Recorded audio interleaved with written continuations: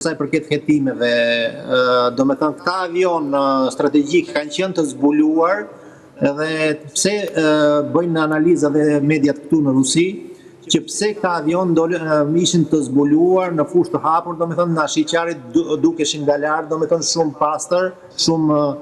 Kjo është një shenjë... Të pa maskuar. Ishin të pa maskuar. Po, dhe kjo ka një shpjegim, sepse duke filluar që nga viti 91, kur u nënshkrua marrëveshja e parë SNV-1 në mes Gorbachevit dhe George Bushit babait, do me thënë dhe më tej biles ka pasur SNV-2 të firmosur nga Medvedev dhe Obama në mos gaboj në vitin 2012. Këto kanë qenë marrëveshje, do me thënë ku në bazë të kontrollit të armatimeve bërthamore ka qenë dhe kjo lënia e avionëve në fushë të hapur për të kontrolluar nga satelitët të reciprok të vendeve të kontrollues për të zhvilluar një kontroll të mëtejshëm të situatës.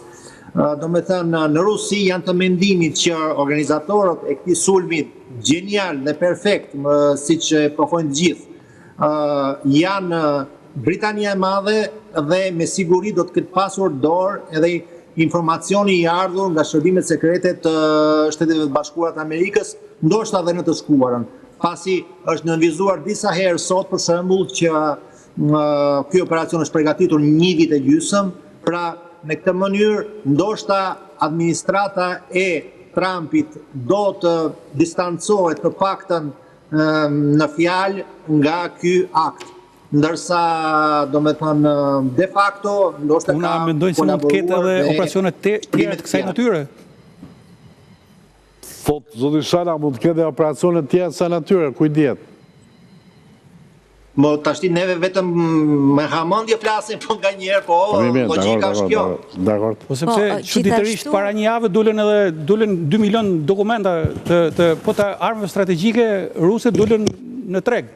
Po, sepse, do me thënë, edhe thonë tashti që me gjithse edhe Rusia, edhe Shtetet e Bashkuara në kohën e Bidenit, në vitet e fundit, do me thënë, e kanë denoncuar këtë aktin SNV-3 që i fundit fare, por pavarësisht se e kanë denoncuar de facto, de jure kanë denoncuar, de facto kanë vazhduar ta respektojnë atë për të pasur një qetësi, si thuash, ndaj njëri tjetrit, dhe si dhe pale amerikane, si dhe ajo ruse i kanë mbajtur avionët, do me thënë në mënyrë të hapur.